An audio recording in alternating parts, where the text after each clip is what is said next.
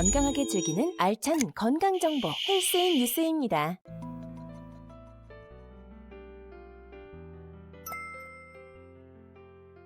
병명에서 알 수 있듯이 장이 굉장히 예민한 상태가 과민성 대장이거든요. 그래서 음식을 조금 잘못 먹어도 아니면 기분이 조금 나빠도 배가 아프면서 배변이 이상이 생겨요. 배변이 설사가 날 수도 있고 또 어떤 사람은 변비가 올 수도 있고 설사하고 변비가 왔다 갔다 하는 사람들도 있어요.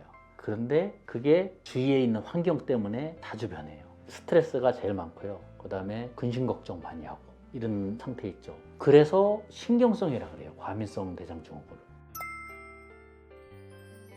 근데 사실 신경성이 아니고요. 과민성 대장증후군이 오는 원인은 장내 노폐물이 계속 축적돼서 오는 질병이에요.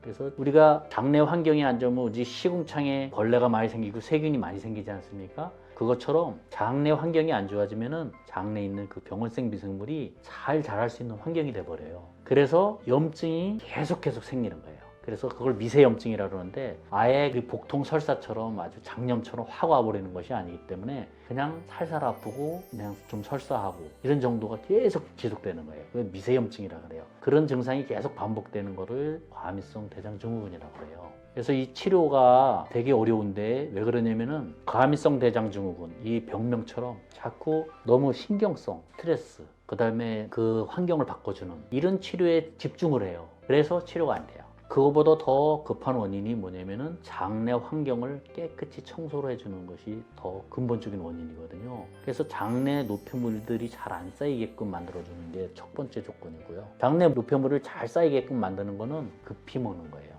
과민성 대장증후군 환자들한테 질문을 해보면은 거의 90% 이상이 빨리 먹는 사람이에요. 빨리 먹으면은 장내 노폐물이 잘 쌓이게 되고요. 그런 노폐물이 많이 쌓이면 쌓일수록 그만큼 병원성 미생물이 잘 생기는 환경이 되어버려요.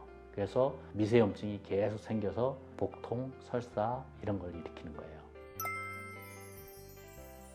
과민성 대장증후군 같은 경우는 그것도 역시 양방에서 보통 진단명을 바꾸는 환자분들이 대부분이고요. 그 증상만 가지고도 사실 우리가 과민성 대장증후군을 알 수가 있는데 대변이 항상 불규칙해요. 그리고 늘 아랫배가 무지럭하고 꾸룩꾸룩 소리 나고 아프고 살살 아파요. 그것도 엄청 꼬이듯이 아픈 것도 아니에요. 그냥 기분 나쁘게 계속 아프고 그런 것이 반복이 되거든요. 그리고 어떨 때는 막 설사가 나왔다가 어떨 때는 또 변비가 돼갖고 며칠 동안 또 변도 못 보기도 하고 그래요. 근데 계속 안 좋아요.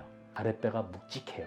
묵직하다 그래요. 그래서 아픈 것도 아니고 좀 묵직한 느낌이 많이 들고요. 거기다 이제 통증을 동반하면서 설사도 하고 벌써 이 정도 증상 갖고 있으면 내가 과민성 대장증후군이라 생각하면서 보통 오시거든요. 그래서 이 치료가 사실 아까 말씀드렸다시피 장내 환경이 안 좋아져서 오는 미세염증이 계속 반복돼서 오는 증상이기 때문에 장내 병원성 미생물을 잘 자랄 수 있는 환경을 없애줘야 돼요. 그러려면은 장을 깨끗하게 해줘야 돼요. 그래서 우리가 장내에 좋은 미생물이 잘 자랄 수 있는 환경이 있거든요. 그런 환경으로 바꿔줘야 돼요. 이게 가벼운 경우는 유산균이나 이런 거를 해서 좋은 미생물이 잘 자랄 수 있게끔 해주잖아요. 이제 인위적으로 미생물을 집어넣는 거죠. 그런 치료로 보통 가벼운 경우는 치료가 되고 그게 전혀 반응이 안 되는 사람이 있어요. 어느 시점에 가면은 유산균이나 이런 걸 아무리 먹어도 반응이 안 돼요. 이런 사람들은 장내에 있는 그런 쌓인 노폐물들을 깨끗이 청소를 해줘야 돼요.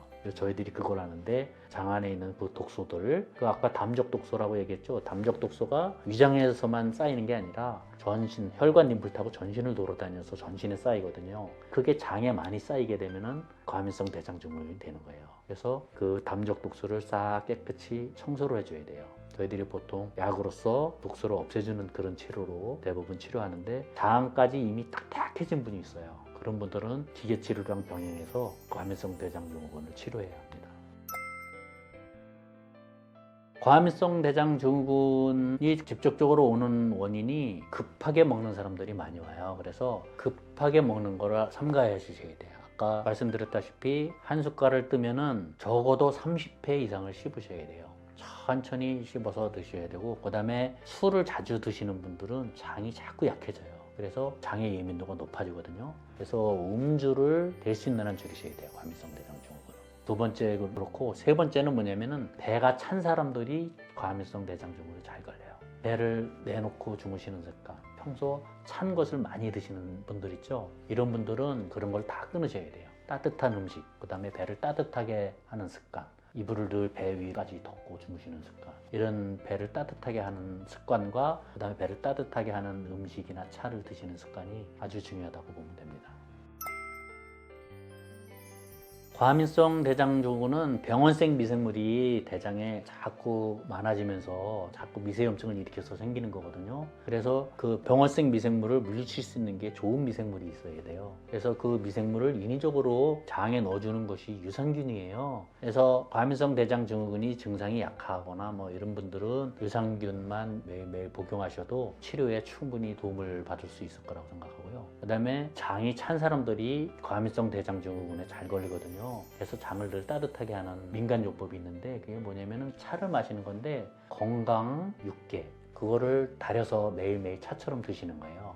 건강은 생강 말린 걸 건강이라고 그러고요. 육개는 계피 껍데기 있죠? 그거를 육개라 그러거든요. 그거를 반반씩 한 20분씩 끓이셔서 차로 드시면은 과민성 대장증후군을 예방하거나 또 치료하는 데 많은 도움을 받으실 수 있습니다.